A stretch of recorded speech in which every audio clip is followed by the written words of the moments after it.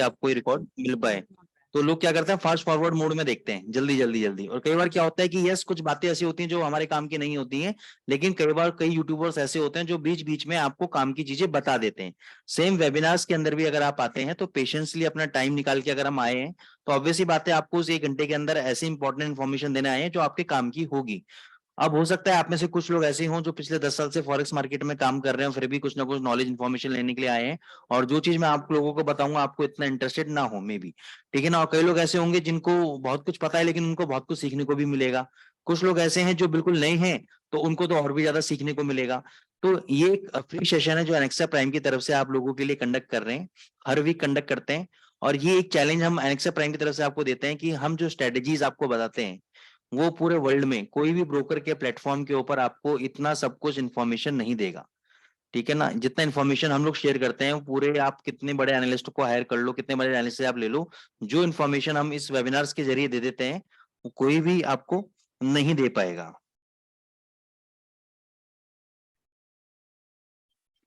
तो दोस्तों हम लोग अपने सेशन की तरफ चलते हैं और मैं अपनी स्क्रीन आप लोगों के सामने शेयर करता हूं। पहले हम लोग चलेंगे अपना वीकली एनालिसिस की तरफ। तो मैं स्क्रीन आप लोगों के सामने शेयर करने जा रहा हूं।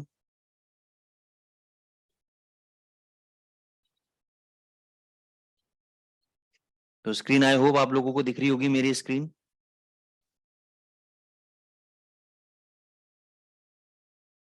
सबसे पहले हम लोग वीकली एनालिसिस करेंगे और उसके बाद हम लोग स्ट्रेटेजी पार्ट के ऊपर चलेंगे।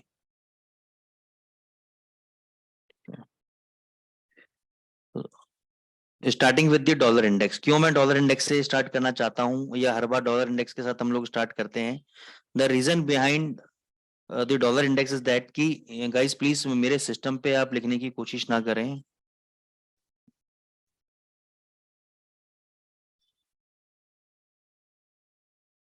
ठीक है। तो dollar index is basically the king of the forex market. इसका मतलब क्या हुआ कि डॉलर का जो रिलेशन है वो आपका यूरो के साथ भी है, वो आपका जीबीपी के साथ भी है, और आपका गोल्ड के साथ भी है। तो सीधा सीधा कोरिलेशन है, मतलब वैसे नेगेटिव कोरिलेशन है लेकिन नेगेटिव भी सीधा सीधा कोरिलेशन क्या है कि अगर डॉलर इंडेक्स ऊपर जाएगा, ये जो डॉलर इंडेक्स है बेसिकली यहाँ पे देख रहे हो, ये डॉलर इंडेक्स है, अगर ये ऊपर जाएगा तो यूरो जीबीपी गोल्ड ये तीनों नीचे आएंगे, और अगर ये नीचे आएंगे तो ये तीनों जने ऊपर जाएंगे। तो इसका सीधा सीधा उदाहरण है, अभी मैं आपका कैलकुलेशन दिखाता हूँ, सिंपल सी कैलकुलेशन है। ये वाला एरिया आप देखो, फ्राइडे का दिन है, और फ्राइडे के दिन में आप ये वाला एरिया चेक करो, ये डाउनफॉल आया डॉलर इंडेक्स का आपका, और इसी के अंदर अभी आप देखना यूरो यूएसडी ऊपर गया, जीबीपी यूएसडी ऊपर गया, फ्राइडे वाले दिन ऊपर देखो ऊपर गया, गोल्ड ऊपर गया सेम पैटर्न में। तो अब एक नई चीज मैं आपको बताता हूं, क्वेश्चन मेरा आप लोगों से ये है कि अगर जब डॉलर इंडेक्स ही डिसाइड करेगा मूवमेंट यूरो जीबीपी गोल्ड की, तो हमें 3 अलग करेंसी पेयर्स को एनालिसिस करने की क्या जरूरत है? क्यों ना हम सिर्फ डॉलर इंडेक्स को एनालिसिस करें और डॉलर इंडेक्स के बेसिस के ऊपर हम लोग यूरो गोल्ड और जीबीपी की मूवमेंट को कैप्चर कर लें। तो कभी भी आपने सोचा इस तरीके से, क्यों मैं यूरो का एनालिसिस करूं? आप लोग क्या करते हो, यूरो यूएसडी का एनालिसिस करते हो, जीबीपी का करते हो, गोल्ड का करते हो। कभी भी, क्योंकि मैं इतने ट्रेडर से मिलता हूं, 99% ट्रेडर्स कभी भी डॉलर इंडेक्स का एनालिसिस नहीं करते हैं। उनको मैं पूछता हूँ डॉलर इंडेक्स, बोले सर हमने चार्ट ही नहीं देखा आज तक डॉलर इंडेक्स का। ठीक है, सुना है हमने, जानते हैं डॉलर इंडेक्स के बारे में, लेकिन हमने कभी इस तरीके से सोचा ही नहीं, कभी हमने चार्ट ही खोल के नहीं देखा, कभी उसका ट्रेंड को समझने की कोशिश नहीं करी। तो सारा का सारा जो खेल है दोस्तों, चाहे टेक्निकल हो या फंडामेंटल हो, सारा का सारा डॉलर इंडेक्स के ऊपर टिका हुआ है। फंडामेंटल्स की अगर मैं बात करूं तो जीडीपी डेटा आप देख लो, रिटेल सेल्स डेटा आप देख लो, सीपीआई डेटा होता है, consumer price inflation data, index data होता है आपका जो इन्फ्लेशन के बारे में बताता है आपको, वो डेटा देख लो, नॉन फार्म पेरोल डेटा। ये सारे डेटा किससे रिलेटेड है? डॉलर इंडेक्स से रिलेटेड। तो डॉलर इंडेक्स में जब भी उथल पुथल होती है तो सबसे ज्यादा मूवमेंट किसके अंदर आती है? Euro GBP gold. और इसके अलावा जैसे गोल्ड से रिलेशन किसका है, एयूडी का रिलेशन है गोल्ड के साथ, एनजेडी का रिलेशन है गोल्ड के साथ, तो उन पेयर्स के अंदर भी आपको मूवमेंट देखने को मिलती है। तो अभी इसका हम पहले स्ट्रक्चर समझ लेते हैं। देखो, डेली चार्ट के ऊपर, डेली चार्ट के ऊपर आपका एक बहुत बढ़िया रिवर्सल पैटर्न बन रहा है आपका डॉलर इंडेक्स के अंदर। जिसका रेजिस्टेंस अभी $104.80 के आसपास है, 104.80 के आसपास है, तो मैक्सिमम भी इसको 104.80 जाना चाहिए इसको, ठीक है। और 104.80 जाएगा, उसको तोड़ेगा तब उसके बाद ये $160 तक ऊपर आ सकता है, $107 तक। लेकिन अब प्रॉब्लम क्या है, देखो प्रॉब्लम क्या होती है, हम लोग छोटे एनालिसिस करते हैं। छोटे एनालिसिस का मतलब क्या है, मान के चलो एक डाउन ट्रेंड है, मैं इस दिन एनालिसिस कर रहा था और आप लोगों को सपोज मैंने बताया कि भाई यहाँ से डॉलर इंडेक्स डाउन है, ठीक है, ये 3 कैंडल ऊपर आया, मैंने बोला डॉलर इंडेक्स अभी डाउन है, तो आपने कहा डाउन है तो उसका मतलब अगर ये डाउन है तो यूरो वगैरह सब ऊपर जाने चाहिए। तो अभी क्या हुआ, आने वाले 3 दिन के अंदर डॉलर इंडेक्स तेज हो गया, आपने यूरो बाय कर लिया, यूरो नीचे आ गया, आपने कहा सर ने तो मरवा दिया, सर ने तो मरवा दिया तो एग्जिट कर लो, 200 पिप का लॉस करवा दिया सर ने, एग्जिट कर लो।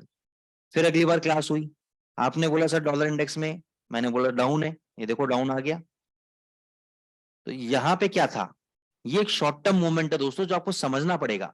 अभी मैं बोलता हूँ डॉलर इंडेक्स अप है फॉर एग्जाम्पल, मैंने बोला डॉलर इंडेक्स अप है तो यूरो जीबीपी गोल्ड को नीचे आना चाहिए, लेकिन मंडे को, ट्यूसडे को, वेडनेसडे को 3 दिन अगर ये नीचे आ जाता है डॉलर इंडेक्स, तो यूरो जीबीपी गोल्ड सब तीनों भग जाएंगे ऊपर।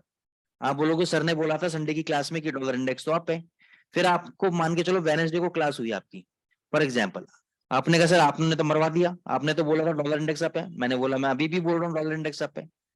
तो जब ये डॉलर इंडेक्स अगले 3 दिनों के अंदर ऊपर जाएगा और वो नीचे आएगा, तब मैं आपको फोन करूंगा, बोलूंगा बताओ अब क्या रहा।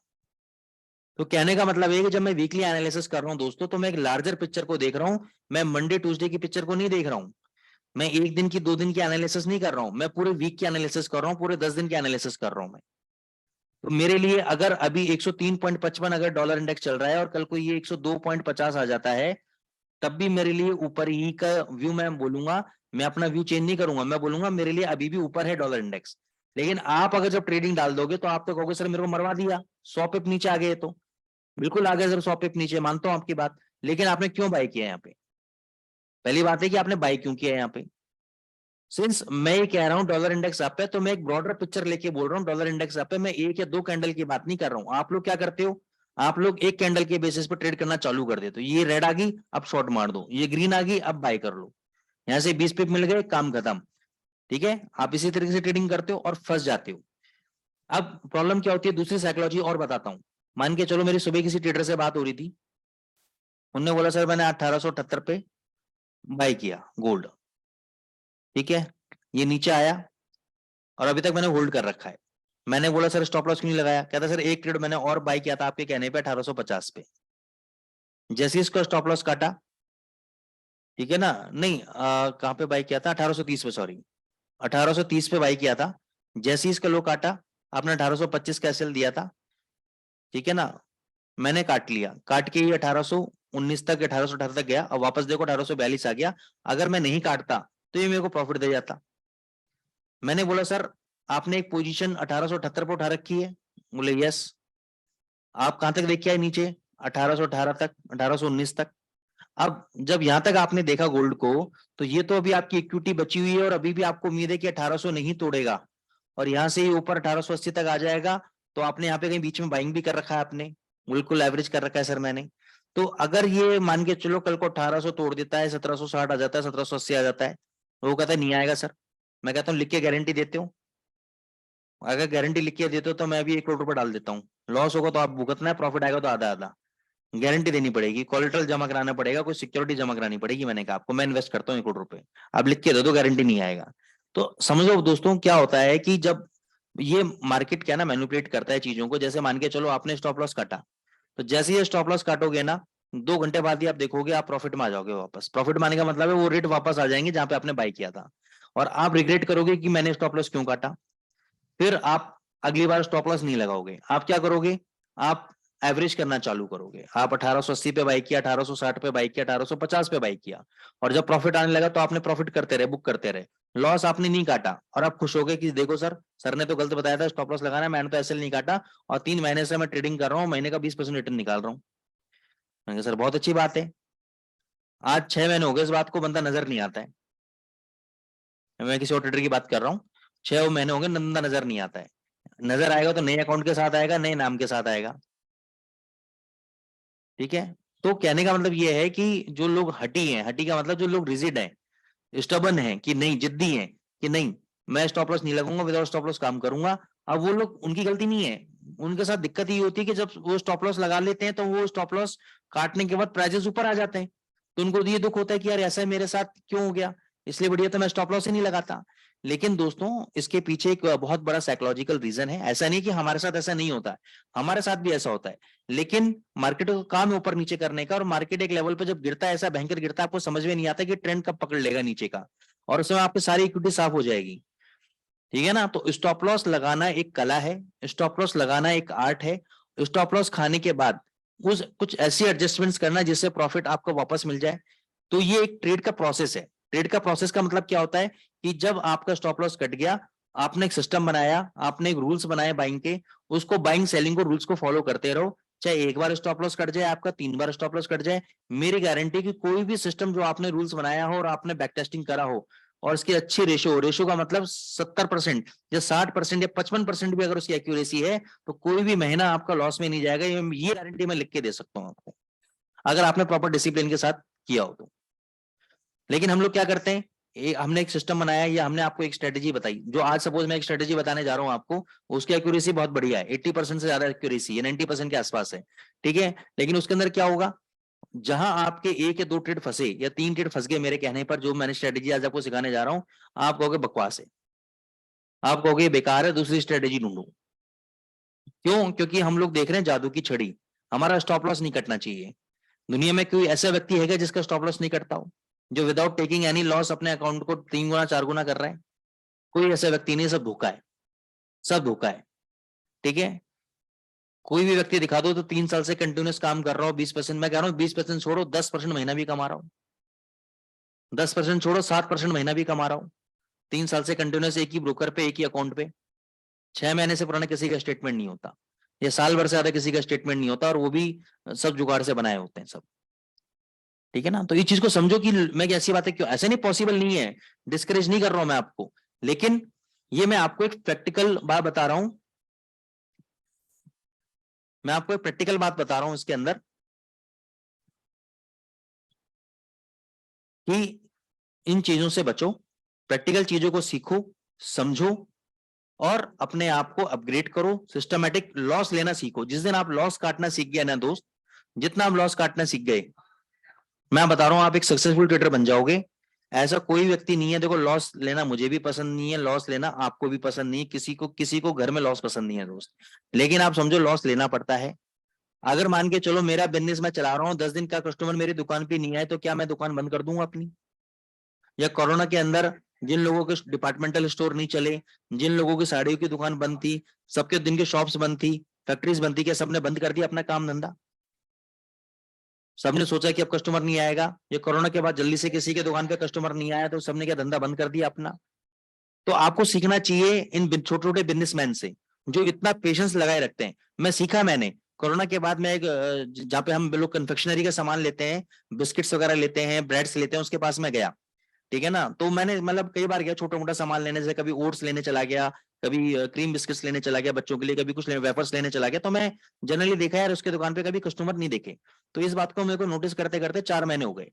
तो एक दिन मेरे क्यूरियोसिटी से मैंने पूछ ही लिया, मैंने कहा भैया मैं 4 महीने से आपके पास आता हूँ, हफ्ते में एक बार आता हूँ, 10 दिन में एक बार आता हूँ, लेकिन मैं जनरली जो कोरोना से पहले मैं देखता था 3 4 5 कस्टमर हमेशा आपके शॉप पे खड़े रहते थे, आजकल भीड़ ही नहीं है। कहता है भैया ऐसे ही है। तो मैंने कहा आप सर्वाइव कैसे करते हो, क्या आपके 3 4 महीने हो गए? तो कहता है भैया ये बिजनेस है। ठीक है ना, यहाँ पे पेशेंस की बहुत जरूरत होती है। अभी लोग डरे हुए हैं, अभी लोग डिस्टेंसिंग के चक्कर में डर रहे हैं, नहीं निकल रहे, या किसी और को बेच के कर रहे हैं, लेकिन वो उसकी बात बिल्कुल सच निकली, उसने पेशेंस रखा, दुकान नहीं बंद करी, और आज उसकी दुकान वापस फ्लरिश कर रही है, आज उसकी शॉप वापस फ्लरिश कर रही है। अब उसने 10 आइटम नहीं बढ़ा दिए हैं। अगर उस पीरियड ऑफ ड्रॉ डाउन के अंदर, उस पीरियड ऑफ लॉस मेकिंग के अंदर अगर वो ये कह देता कि ये बिजनेस बेकार है, तो क्या वो बिजनेस बेकार हो जाता? जैसे स्टॉक मार्केट के अंदर या फॉरेक्स मार्केट के अंदर जब हम पैसे नहीं कमाते या लॉस कर देते हैं, तो हम कहते हैं बिजनेस बेकार है, मजा नहीं है मार्केट के अंदर, लॉस दे देता है मार्केट। नहीं, दिस इज एब्सोल्युटली रॉन्ग। तो ये आपकी थ्योरी बिल्कुल गलत है। जब तक आप अपने एटीट्यूड को टुवर्ड्स मार्केट नहीं बदलोगे, तब तक आप बाजार से पैसा नहीं बना पाओगे। लॉसेस तो दोस्तों आपको लेने पड़ेंगे, और मेरी राय आपसे यही है, चाहे आप 1 लाख रुपए लगाते हो, 2 लाख लगाते हो, 5 लाख लगाते हो, एक सर्टेन अमाउंट अपने लॉस का फिक्स रखो कि भाई ये लॉस मेरे को इस बिजनेस को चलाने के लिए देना पड़ेगा। और मेरा जो अमाउंट रहता है, मैं मैक्सिमम बोलता हूँ 20% के आसपास आप कम से कम रखो। 20% से कम नहीं रखना है, ज्यादा रखो तो बढ़िया है, 20% तो कम से कम चाहिए। लॉजिकली अगर मैं बात करूं तो 20% होना चाहिए। 1 लाख रुपए का अगर इन्वेस्टमेंट है तो 20,000 रुपए तक का रिस्क आप देख सकते हो। अगर आप कहते हो कि नहीं 20,000 रुपए का रिस्क नहीं लेना है मेरे को, तो आप इस इंडस्ट्री के अंदर बने नहीं हो, इस इंडस्ट्री में आप ना हो, ज्यादा बेटर है। आप अपना पैसा एफडी में रखो, बैंक्स में रखो, ज्यादा बेटर है। तो यहाँ पे तो कम से कम 20%। अब लोग तो आते हैं यहाँ पे, कई कई लोग आते हैं सर मेरा तो $5,000 का नुकसान हो गया, $10,000 का नुकसान हो गया। तो वो क्यों होता है? क्योंकि मैं एक रिसेंट एग्जांपल देता हूँ। मेरे एक मतलब जानने वाले क्लाइंट थे, उन्होंने $5,000 लगाया था आज से नवंबर महीने के अंदर, 1-2 महीने पहले की बात है। उन्होंने $500 विड्रॉल किया, दिसंबर के अंदर प्रॉफिट बनाया 10% का। जनवरी जब 6 जनवरी को मार्केट खुला, 5-6 जनवरी को मार्केट खुला, तो उनको जब जीबीपी यूएसडी यूरो यूएसडी में दिखा देता हूँ मैं आपको, एक मिनट, ये प्रैक्टिकल एग्जांपल दे रहा हूँ, ये साइकोलॉजी की क्लास है, ठीक है ना। आप ये समझो कि आपको बहुत कुछ सीखने को मिल रहा है, जो हम पेड लेके सिखाते हैं लोगों को, वो एनेक्सा प्राइम की तरफ से आपको फ्री में सीखने को मिल रहा है। ये सब बातें इंडिया के अंदर कोई भी ट्रेनर आपको स्ट्रेटेजी बता देगा, सिस्टम बता देगा, लेकिन ये साइकोलॉजिकल फाइनेंशियल बिहेवियर की बातें कोई नहीं करता। फाइनेंशियल बिहेवियर की बातें कोई नहीं करता है। देखो दोस्तों, ये वो समय था जब यहाँ से यूरो यूएसडी कंटिन्यूस, ये लेवल बता देता हूँ, ये लेवल था आपका 491 से लेकर 755 तक, 755 तक ऑलमोस्ट 300 पिप की रैली विदाउट एनी रिकवरी। कहीं पर भी रिकवरी, कहीं पर भी रिकवरी नहीं थी। देखो एकदम एक सांस में ऊपर खींच दिया, पहले ये फ्राइडे को खींचा, फिर ये मंडे को खींच दिया ऊपर, कहीं भी रिकवरी नहीं। और फिर ट्यूसडे को साइडवेज मार्केट, वेनेसडे को साइडवेज मार्केट, थर्सडे को फिर ऊपर। तो जो बंदा यहाँ से एवरेज करता हुआ आ रहा है, उसको तो कोई भी पॉइंट नहीं मिला निकलने का, कोई भी पॉइंट नहीं मिला निकलने का, उसका अकाउंट तो जीरो होना होना है। तो उनका क्या था, $5,000 उन्होंने जमा कराया, $3,500 की इक्विटी बची थी, $1,500 पे समझदारी से उन्होंने हेज कर दिया। कभी बाय कर रहे थे, कभी सेल कर रहे थे, तो उनको समझाया मैंने कहा सर एक काम करो आप, ये आपने दुनिया भर की, फिर यूरो जीबीपी यूएसडी को हेज करने के बाद उन्होंने गोल्ड में घुस गए। 6.5 लॉट, 6.5 लॉट गोल्ड के बाय थे, 6.5 लॉट गोल्ड के सेल थे, हेजिंग डाल रखी थी बुरी तरह, और उस वक्त इनकी इक्विटी आ गई थी 2200-2300 रखी थी। तो मैंने कहा सर अभी भी समय है, आप अपनी पोजीशन को, जितने भी सारी आपने पोजीशन गड़बड़ कर दी, ऊपर नीचे हो गई है इतनी सारी पोजीशन, ये निकलना इम्पॉसिबल है। मैंने कहा आप इनको उड़ा दो, और जो $2200-2300 बचे हैं, इससे हम फिर फ्रेश कैपिटल खड़ी करने की कोशिश करेंगे। मैं आपको लेवल्स देता हूं, उसके अकॉर्डिंगली आप काम करो। लेकिन आदमी को क्या लॉस बर्दाश्त नहीं है।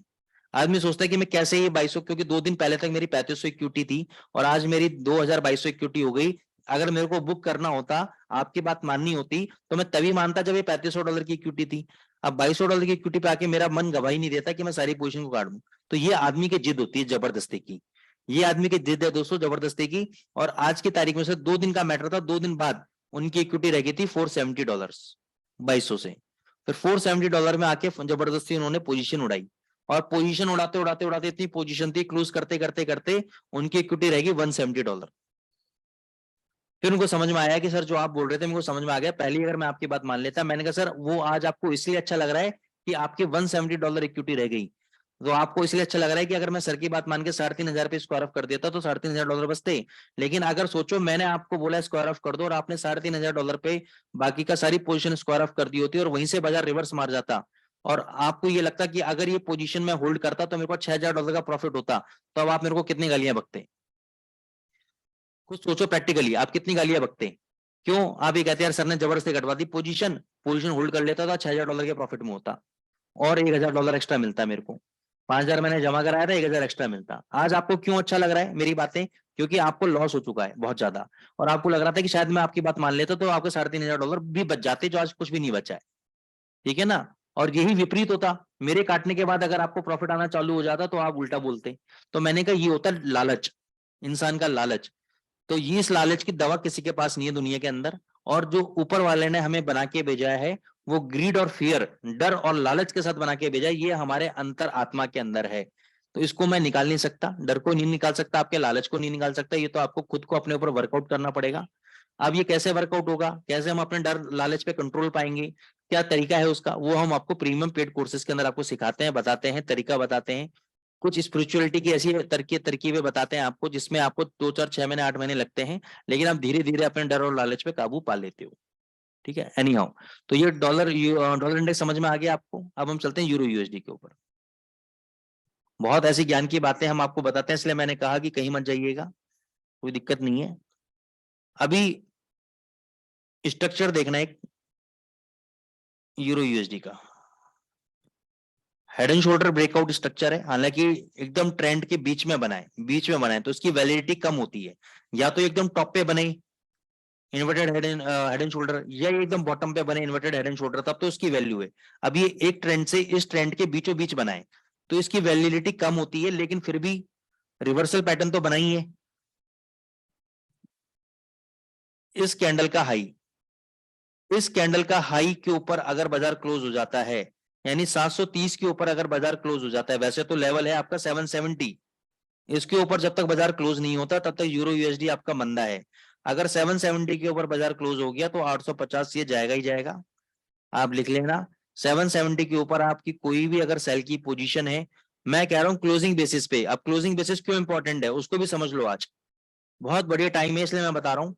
ये देखो, ये 770 तोड़ा था यहां पर भी, लेकिन इस कैंडल की क्लोजिंग देखो, क्लोजिंग कहां दी, 770 के नीचे, और वहां से बाजार कहां आ गया। इसलिए मैं बोलता हूं इंट्राडे में चला गया 800 तक, लेकिन क्लोजिंग इसकी 770 के ऊपर नहीं हुई, तो इसलिए मैं बोलता हूं क्लोजिंग इज वेरी इंपॉर्टेंट।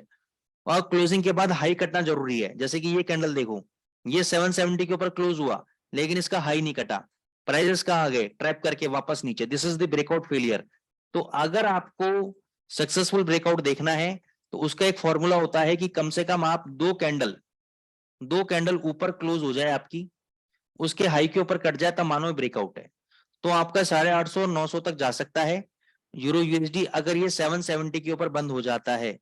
तब तक आप चाहो तो बहुत बढ़िया लेवल है 693 का, ऊपर एक बार अगर आता है 730 के आसपास, तो यहाँ पे एक शॉर्ट पोजीशन आप क्रिएट कर सकते हो। 730 के आसपास बता रहा हूं मैं आपको दोस्तों, 693 पे नहीं बता रहा मैं आपको।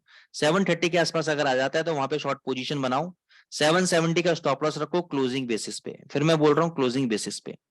और जैसे ही दो कैंडल वहां पे बन जाती हैं, उन कैंडल के हाई के ऊपर आप बाय कर लो, 850 900 तक के लिए जाएगा यूरो यूएसडी, नहीं तो ये वापस आपको नीचे आपको 600 और 550 के आसपास मिलेगा। पहली बात, मान के चलो अगर ये 760 नहीं तोड़ता है और मंडे ट्यूसडे के अंदर ही कोई सेलिंग प्रेशर आ जाता है और नीचे गिरने लगता है, तो बाय कहां करोगे आप, 550 के आसपास बाय करोगे यूरो यूएसडी को, 500 का स्टॉप लॉस रखोगे क्लोजिंग बेसिस पे। यानी अगर 500 के नीचे अगर ये ऐसे क्लोज दे देता है और इसके लो के नीचे ट्रेड हो जाता है, देन एग्जिट। शॉर्ट पोजीशन मत बनाना, सिर्फ एग्जिट बोलना बनाना वहां पर, क्योंकि मैं आपको बता दूं 550 और 500 के बीच में इंस्टीट्यूशनल यानी स्मार्ट मनी ने बहुत अच्छी बाइंग की लेवल लगा रखे हैं, बाइंग की बिट्स लगा रखी हैं, तो ये 500 के नीचे नहीं जाएगा, गिरावट में भी 500 के नीचे नहीं जाएगा। दूसरा, एक चीज और प्रोडिक्शन कर देता हूं मैं आपको, जो इतने लोग नहीं है, पहले भी वेबिनार्स में मैं प्रोडिक्शन कर चुका हूं, 2023 के अंदर यूरो आपका 1500 1600 ऊपर तक जा सकता है, जीबीपी आपका 2800 3000 तक ऊपर जा सकता है, बिटकॉइन आपका अगले अप्रैल से पहले पहले ऑल टाइम हाई तोड़ सकता है। कितना ऑल टाइम हाई तोड़ सकता है, नेक्स्ट अप्रैल 2024 से पहले पहले, यानी ये पूरे साल तेजी रहने के चांसेस हैं बिटकॉइन के अंदर। और अगले साल अप्रैल से पहले पहले कभी भी, इस साल या नए साल में, या कभी भी, मेरे को नहीं पता, लेकिन पुराने हाई जितने भी बनाए हुए 60 65, याद नहीं है एग्जैक्ट लेवल, वो सब तोड़ देगा।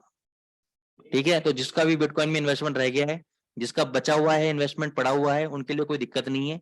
जिनके लिए नहीं पड़ा हुआ, जो और अभी बाय करना चाहते हैं फ्रेश, वो कर सकते हैं बाय, यहाँ से तेजी मिलेगी आपको, मंदी देखने को नहीं मिलेगी ज्यादा। हम आते हैं जीबीपी यूएसडी पे।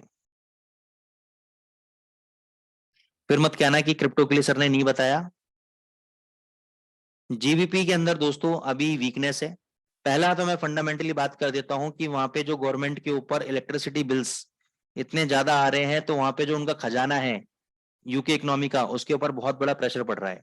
दूसरा, पोस्ट ब्रेग्जिट, जब ब्रेग्जिट का इवेंट हो चुका, काफी टाइम हो गया इसको, इसके बाद वहां पे जो वर्कर्स हैं, वर्कर्स की शॉर्टेज पड़ रही है, काम करने वाले लोग नहीं मिल रहे, और जितने भी लोग हैं ये हाई सैलरीज मांग रहे हैं, हाई सैलरी डिमांड कर रहे हैं।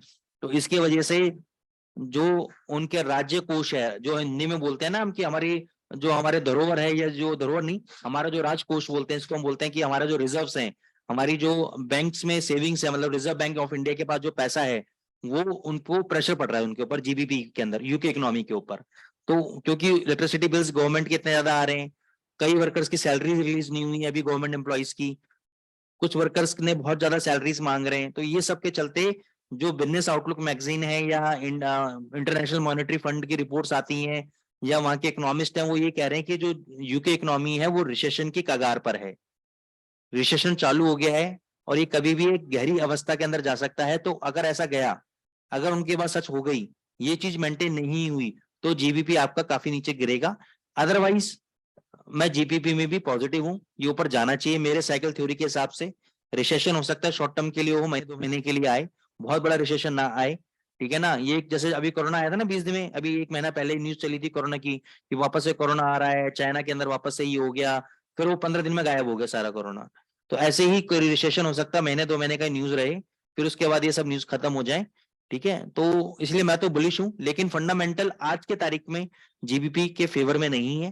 तो जीबीपी आपका नीचे गिर सकता है, कहां तक, जब तक ये 2150 के ऊपर बंद नहीं होता, जब तक ये 2150 के ऊपर 2 दिन कंटिन्यूसली बंद नहीं होता, तब तक इसमें तेजी नहीं आएगी।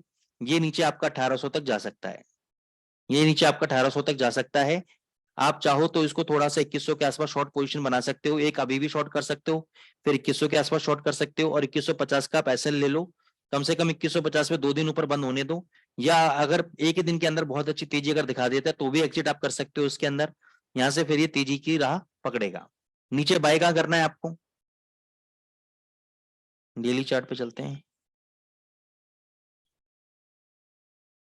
अभी डेली चार्ट पे आपका ये सपोर्ट बना रहा है 1800 के आसपास, 1800 के आसपास। अगर खुदा ना खास्ता ही नीचे गिरता है तो 1900 के नीचे जहां पर भी आपको मिले बाय कर सकते हो आप।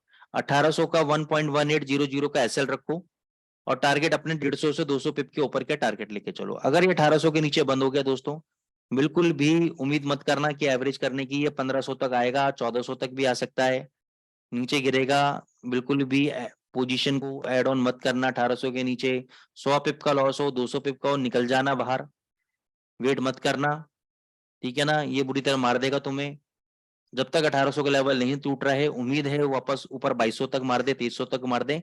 1800 के नीचे क्लोजिंग दे दी काका ने, तो ये 1500 1400 से पहले रुकेगा नहीं जीबीपी, ये सबके तसी कर देगा। Remember this thing. हम लोग क्या करते हैं, अरे अभी आ जाएगा ऊपर, 2 दिन में आ जाएगा ऊपर, 3 दिन में आ जाएगा ऊपर, वो आप वेट ही करते रह जाओगे और आपका अकाउंट साफ। फिर एंड में बंदा क्या करता है, जब आधी से कम इक्विटी बचती है तो हैजिंग कर देता है, ठीक है ना, वो सबसे गंदा काम है। फिर वो 6 महीने नहीं निकल पाता उस हैजिंग से, और अंत बंद होकर अकाउंट जीरो ही करता है।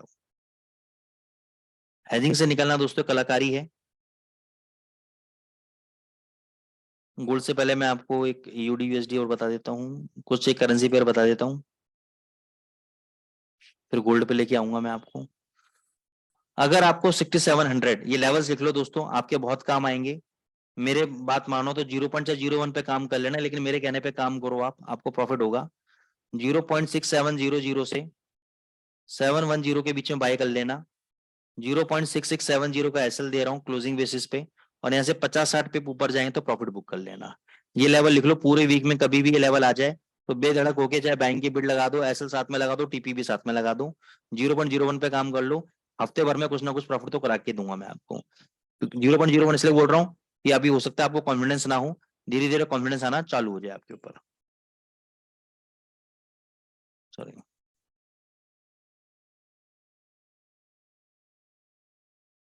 ये करेंसी मैंने फ्राइडे को बाई की थी, जीबीपी सीएचएफ। क्यों बाई की थी, यहाँ पे एक बुलिश इनगल्फिंग कैंडल बना, इसका हाई नहीं टूटा, फिर यहाँ पे बुलिश इनगल्फिंग कैंडल बना, इसका हाई टूट गया। फिर मैंने कहा इन दोनों के लो के स्टॉप लॉस का बाई कर लेता हूँ, तो यहाँ से एक बार ये 1180 और 1200 तक जा सकता है, जाएगा ठीक है, लो काट गया तो मैं बाहर हो जाऊंगा। तो ये ट्रेड आप भी ले सकते हो, ये मैं डिस्क्लेमर दे रहा हूँ यहाँ पर।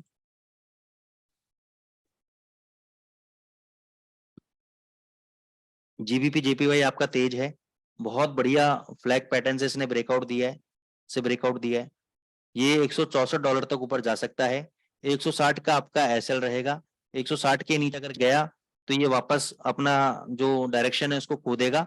अदरवाइज $164 तक आपका जीबीपी जेपीवाई जा सकता है। अब हम चलते हैं गोल्ड के ऊपर।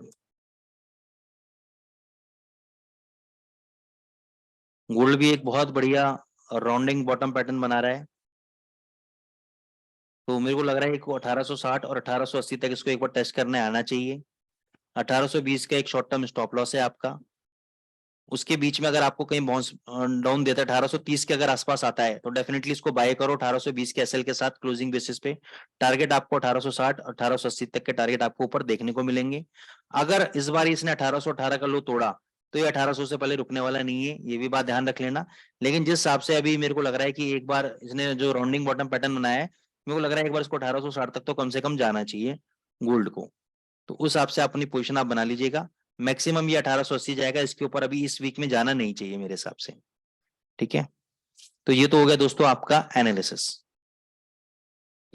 ये हो गया आपका एनालिसिस। अब मैं आपको बताता हूं आज की स्ट्रेटेजी के बारे में।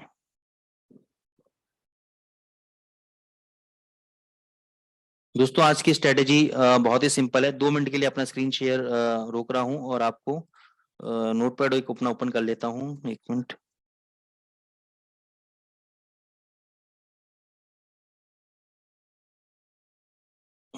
फिर स्क्रीन शेयर कर देता हूं।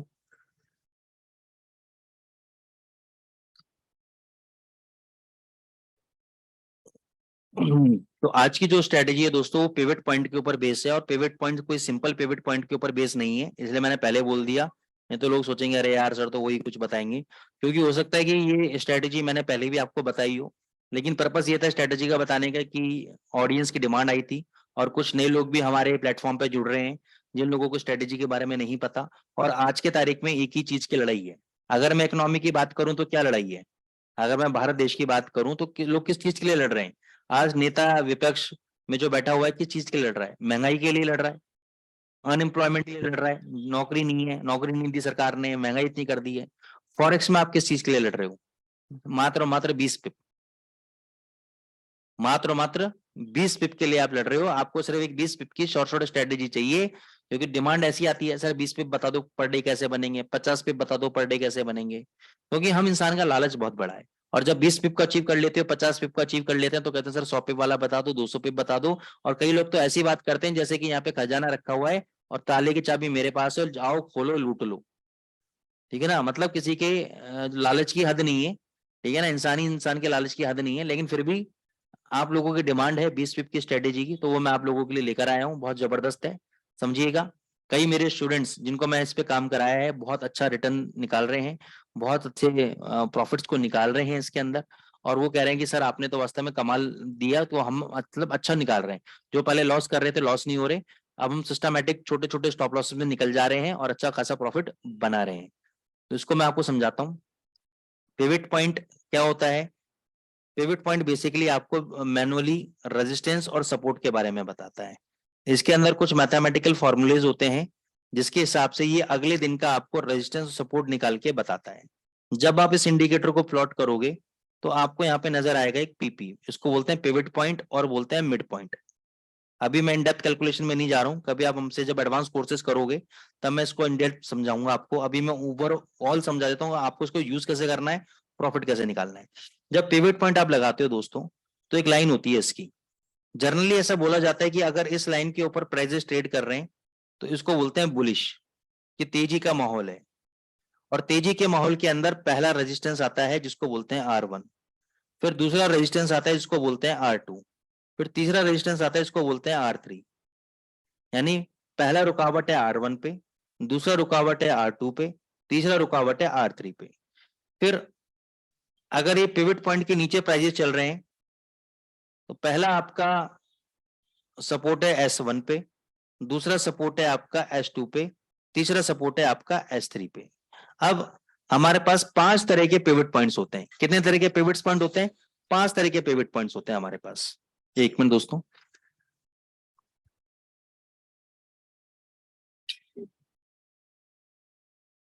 पहला होता है हमारे पास स्टैंडर्ड पिवट पॉइंट, मैं आपको दिखा देता हूं, 1 minute.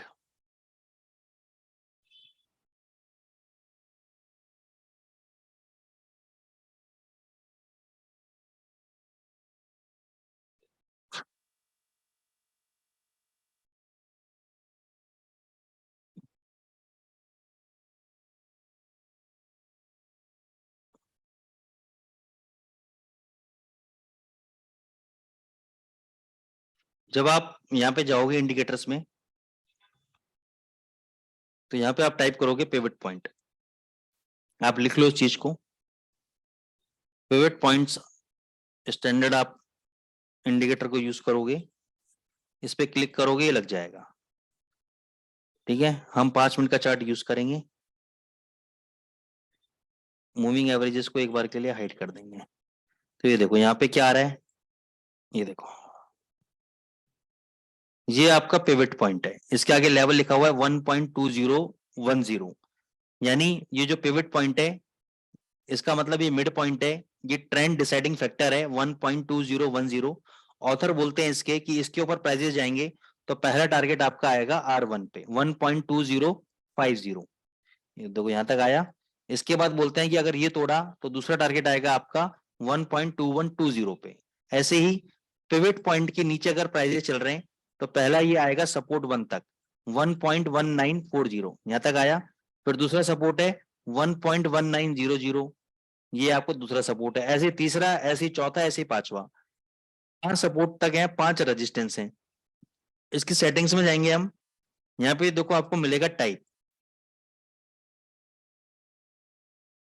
Traditional, Fibonacci, Woodie's, classic, DM यानी डीमार्क और कैमरेला। हम कैमरेला यूज करेंगे पिवट पॉइंट। हमें पिवट नहीं चाहिए, इसमें सपोर्ट 1 नहीं चाहिए, R1 नहीं चाहिए, R2 नहीं चाहिए, S2 नहीं चाहिए, S5 नहीं चाहिए, R5 नहीं चाहिए। स्ट्रेटेजी को आराम से समझना। ओके कर देते हैं। क्या चाहिए हमें, R3 चाहिए, R4 चाहिए, S3 चाहिए, S4 चाहिए हमें, और कुछ नहीं चाहिए हमें इसके अंदर। ठीक है, अब मैं आपको थोड़ा सा बैक में लेके चलता हूँ।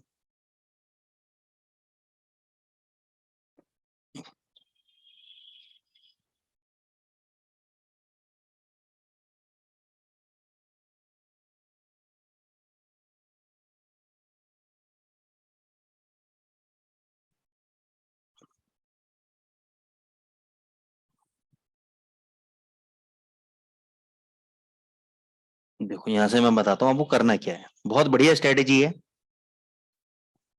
पहले मैं समझाता हूँ फिर प्रैक्टिकली दिखाता हूँ आपको कैमरेला पे। देखो आपके यहाँ पे होंगे R3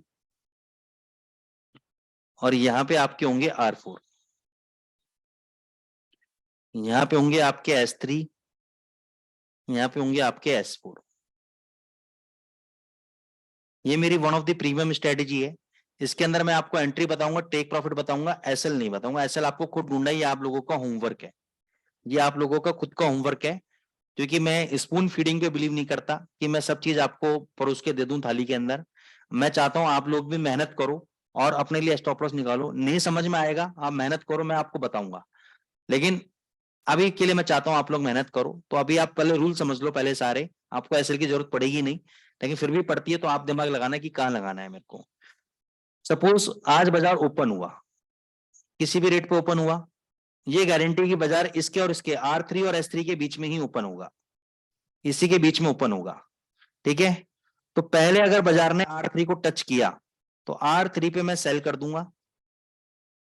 एग्जाम्पल के लिए मैंने सेल किया 0.01 लॉट R3 पे, और जैसे ही यहां से मेरे को 20 पिप देगा,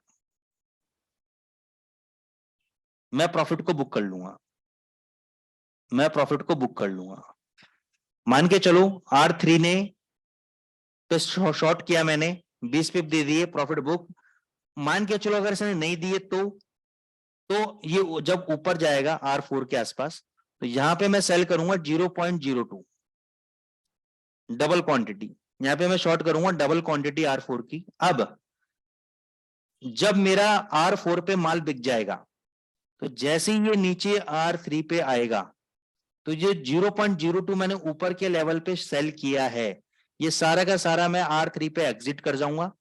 और जो मैंने R3 पे 0.01 एग्जिट किया है, ये मैं ब्रेक इवन पे एग्जिट कर जाऊंगा। मान के चलो ये है 2510 का लेवल R3 का, ये है आपका 2530 का लेवल R3 का। तो 2530 पे मैंने बेचा 0.02, 2510 पे बेचा मैंने 0.01। तो 2530 पे अगर मेरा माल बिका और वापस से 2510 पे आया, तो यहां पे मैं 20 पिप ले लूंगा। 20 पिप नहीं होंगे बल्कि मेरे 40 पिप होंगे, क्योंकि यहाँ पे मैंने 2 लॉट बेचे हैं। तो 0.01 के हिसाब से 20 पिप है, लेकिन 0.02 के हिसाब से 40 पिप है। और ये जो 0.01 मैंने बेचा है, ये मैं नो प्रॉफिट नो लॉस में निकल जाऊंगा, तो नेट में मैंने कितना कमाया, 40 पिप कमाया। क्लियर है? अब मान के चलो पहले R3 टच नहीं करता है, S3 टच करता है, तो मैं S3 पे बाय करूंगा और 20 पिप का मैं टेक प्रॉफिट रखूंगा। जैसे 20 पिप मिल जाएगा मेरा काम खत्म। अगर मान के चलो मेरा 20 पिप नहीं मिला, मेरा 20 पिप नहीं मिला और ये नीचे गिर गया, तो मैं यहाँ पे 0.02 बाय करूंगा और अब इसका मेरा जो टारगेट होगा वो S3 का होगा। जैसे ही S3 पे जाएगा मैं अपने दोनों लॉट, तीनों लॉट मतलब ये दो और 0.01 जो यहां बाय किया था वो सब S3 पे निकाल दूंगा। क्लियर है कंडीशन? तीसरी कंडीशन, मैं इस पे एक नहीं 5-6 स्ट्रेटेजीज बता सकता हूं और जबरदस्त से जबरदस्त। सिर्फ आप इतने में कंफ्यूज मत होना, इसलिए मैं बहुत कोशिश करके हल्का रखा है मैंने तो अभी। अब मान के चलो पहले आपने R3 पे बेचा, 20 पिप मिल गए, उस दिन हमें काम नहीं करना है। पहली बात, अगर आपका काम करने का मन करता भी है तो R3 पे प्रॉफिट बुक किया, बहुत बढ़िया है। नहीं गया, R4 पे गया, वहां से प्रॉफिट मिला, बहुत बढ़िया है। उसके बाद अगर ये मार्केट नीचे गिरता है और S4 पे अगर आता है तो यहाँ S4 पे आपको बाय करना है, S4 पे आपको बाय करना है और S3 पे अपने प्रॉफिट्स को बुक कर लेना है आपको, बस। इसका मैं प्रैक्टिकल समझाता हूं तब आपको समझ में आएगा, मे बी आप थोड़ा कंफ्यूज हो रहे अभी। जैसे कि ये देखो, ये इंट्राडे स्ट्रेटेजी है प्योर। तो यहाँ पे देखो बाजार ओपन हुआ कहां पर, R3 और S3 के बीच में आपका GBP USD ओपन हुआ। तो सबसे पहले इसने किसको टच किया, R3 को टच किया। R3 का लेवल कितना था, क्लियर लिखा हुआ है 1.2340। कोई भी ऊपर नीचे होने के चांसेस नहीं है, लेवल एग्जैक्ट मैच है। 2340 पे आपको सेलिंग की बिड लगानी है। जैसे ही आपका यहाँ पे सेल ट्रेड एग्जीक्यूट हुआ, 20 पिप का टारगेट रखना है। यहाँ देखो 20 पिप मिल गए, काम खत्म। अब यहाँ पे S3 पे आपको बाई नहीं करना है, क्योंकि R3 पे आप ऑलरेडी 20 पिप का प्रॉफिट बुक कर चुके हो। तो अब हम बाई करेंगे S4 पे। S4 का लेवल कितना है, 1.2270। तो यहाँ पे हमने बिड लगा दी, 2270 पे हमने बिड लगा दी। जैसे हमारा बाय ट्रेड एग्जीक्यूट हुआ, S3 पे हम प्रॉफिट बुक करके बाहर आ जाएंगे। अब जनरली और ट्रेनर्स होते हैं वो क्या कहेंगे, देखो सर कितना बड़ा मूवमेंट दे दिया, देखो जी हमने कोई टॉप पे बेच नहीं सकता। मेरा टेक प्रॉफिट यहीं पे था, 70 पे 2270 पे बाई किया, 2300 पे निकाल दिया, 30 पिप मिल गए, काम खत्म। 30 पिप ये कमाए, 20 पिप ये कमाए, टोटल 50 पिप आ गए इस दिन। आगे चलते हैं, इस दिन का काम खत्म। अब अगले दिन देखो, अगले दिन बाजार कहां खुला, R3 और S3 के बीच में खुला। इस बार पहले क्या टच हुआ, पहले आपका टच हुआ S3। कहां बाई किया आपने S3, 2340 पे आपने बाई किया। 2340 पे बाई करके टारगेट कितना होता है आपका, 20 पिप का। अब ये वहां से नीचे गिरने लगा, मैंने एक बिड लगा दी S4 पे 2310 पे बाय करने के लिए। लेकिन आप देखोगे यहाँ पे बाय एग्जीक्यूट नहीं हुआ, उससे पहले ये मेरे को 20 पिप दे गया, सीधी कैंडल स्पाइक। कैंडल की स्पाइक देखो, ये मेरे को 20 पिप दे गया, यहाँ पर 20 पिप दे गया, मेरा काम खत्म। उसके बाद मेरे को शॉर्ट पोजीशन मारनी है R4 पे, नीचे दोबारा बाय नहीं करना है। बाय पोजीशन में अगर मेरा प्रॉफिट एक बार बुक हो गया तो दोबारा बाय नहीं करना है। सेल पोजीशन पे मेरा प्रॉफिट बुक हो गया तो दोबारा सेल नहीं करना है। या तो मैं बाय के बाद सेल करूंगा या सेल के बाद बाय करूंगा। क्लियर? अभी समझ में आ जाएगा आपको। इस दिन देखो क्या हुआ। हाँ, अब यहां समझना, ना यहाँ तो R3 एग्जीक्यूट हुआ, ना यहाँ पे S3 एग्जीक्यूट हुआ। S3 यहाँ पे जाके एग्जीक्यूट हुआ, फिर मेरा यहाँ पे S4 भी एग्जीक्यूट हो गया और S4 से मेरा टारगेट था S3 का, वो भी एग्जीक्यूट नहीं हुआ। इस दिन मेरा स्टॉप लॉस हिट हुआ है। अब आपको ये देखना है यहाँ पे एसएल मेरे को कहाँ लगाना है। मैंने आपको हिंट दे दिया है, एसएल कहाँ लगाना है आपको। ठीक है, ये आपका होमवर्क रहेगा। अगले दिन ना R3 हिट हुआ ना S3 हिट हुआ, कोई भी ट्रेड नहीं हुआ अगले दिन। उसके अगले दिन देखो मजेदार, या R3 बेचा 2040 पे, 2060 से मेरा कुछ पिप ऊपर मेरा दूसरा ट्रेड होने से रह गया, कोई दिक्कत नहीं है, कोई दिक्कत नहीं है। नीचे आ गया, मेरा 20 पिप मेरे को मिल गया, मेरा काम खत्म। 20 पिप मिल गया, मेरा काम खत्म। यहाँ पे मैंने S4 पे फिर बाई किया, क्योंकि मैंने कहा था ना सेल की पोजीशन में जब प्रॉफिट आ जाएगा तो मैं बाई करूंगा। S4 पे मैंने बाई किया, R3 S3 का टारगेट रखा, टारगेट हिट हुआ, मेरा प्रॉफिट 20 पिप का बुक, 40 पिप मिल गए मेरे को उस दिन, काम खत्म। उसके बाद मेरे को ट्रेड नहीं लेना है, सिस्टम बंद करके मैं घर चला जाऊंगा अपने आराम से। मैं घर पे हूं तो बेड पे आ जाऊंगा अपने। 2090 पे मैंने शॉर्ट किया,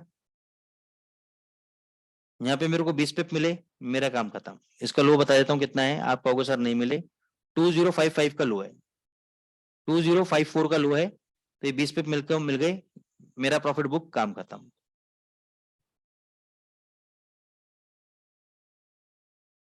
यहाँ पे मैंने R3 पे शॉर्ट किया, R4 पे शॉर्ट किया, जहां पे मेरा एसएल हिट हुआ, ऊपर भग गया बाजार, मेरे को कोई ट्रेड नहीं लेना, एसएल हिट हो गया इस दिन मेरा, कोई दिक्कत नहीं है।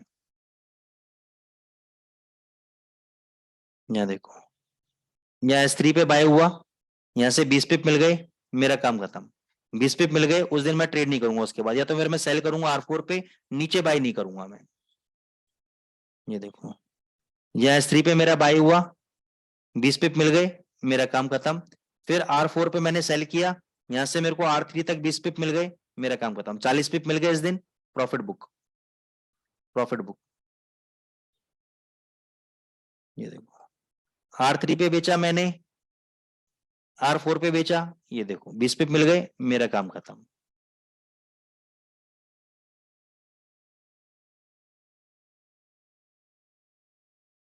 ये S4 पे, S3 पे खरीदा मैंने, S4 पे खरीदा मैंने, यहाँ पे स्टॉप लॉस हिट हुआ मेरा, इसकी कलाकारी है स्टॉप लॉस लगाने की, तो मैं यहाँ पे एग्जिट हो जाऊंगा।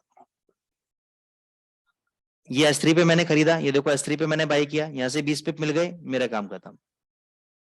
यहाँ पे S3 पे मैंने खरीदा, S4 पे मैंने खरीदा, यहाँ तक मेरे को अच्छा खासा 30 पिप मिल गए यहाँ पे, क्योंकि मैंने क्या खरीदा था, 1960 पे मैंने खरीदा था, 1930 पे मैंने खरीदा, 1930 वाला मैंने 1960 पे बेच दिया, 30 पिप मिल गए, 30 के 60 पिप मिल गए, क्योंकि मैंने 0.02 यहाँ पे बाई किया था, 0.01 यहाँ पे बाई किया था, तो 0.1 तो मैंने ब्रेक इवन पे निकाल दिया, और 0.2 में मैंने 30 पिप लिए, यानी 0.0 सॉरी 30 पिप मल्टीप्लाई बाय 0.02 60 पिप होते हैं।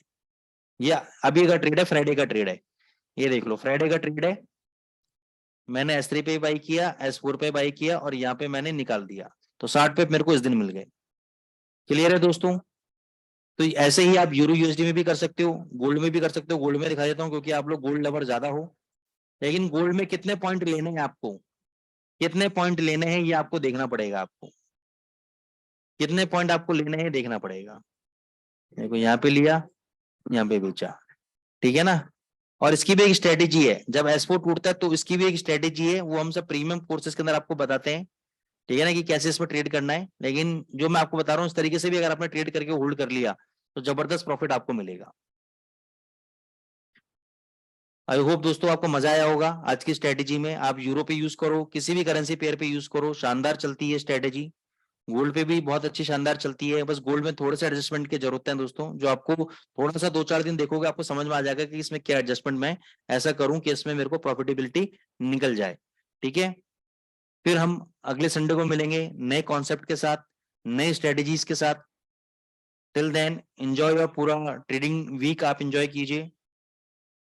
कोई भी प्रीमियम कोर्स आप हमसे करना चाहते हैं, आप एनेक्सा प्राइम वालों से कांटेक्ट करें, तो वो आपको इसके बारे में पूरी इंफॉर्मेशन दे देंगे। Till then enjoy your Sunday guys, bye.